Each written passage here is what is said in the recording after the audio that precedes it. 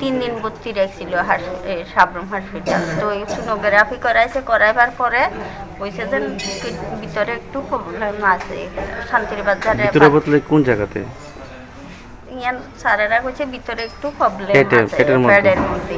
তো শান্তির বাজার হাসপাতালে পাঠাইছে, আনছি। আনবার পরে ইয়ানে রাখে না, তারা সাইডাই চালার লটকা দিয়ে সাবরুম জীবিত রেফার দিছে।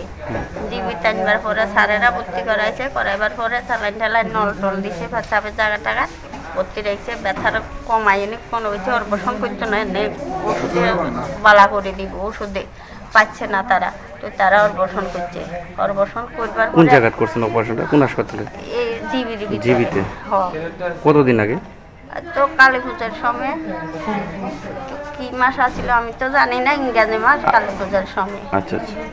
তখন করবার পরে 1 মাস থাকছি, বালা আছিল। জীবিতে অপারেশন করে 1 মাস থাকি গেছে। তারপরে কি বাড়িতে গেছিলেন? বাড়িতে যাই নি, জীবিত থেকে ছুটি দিয়ে দিছিল? হ্যাঁ, ছুটি দিছে। আর 1 মাস বাড়িতে, 1 মাস পুরো আসিলাম না, আবার ভর্তি হয়েছি। আবার কোন জায়গাতে ভর্তি হয়েছে?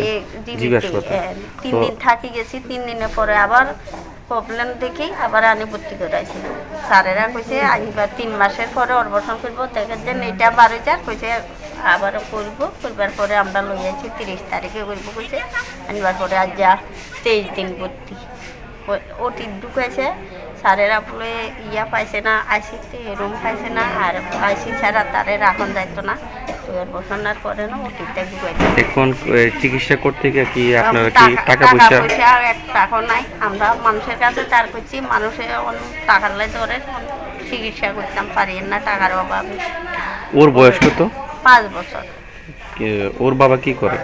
মানুষের ট্যাফারি করে, 270 টাকা করে ফাজিরা হয়। এখন সংসারে খরচ চালাইব না, ওষুধ খরচ চালাইব পারে না। তার দাদু আছে, কাজ করতে পারে না, ভাতে না কাপে।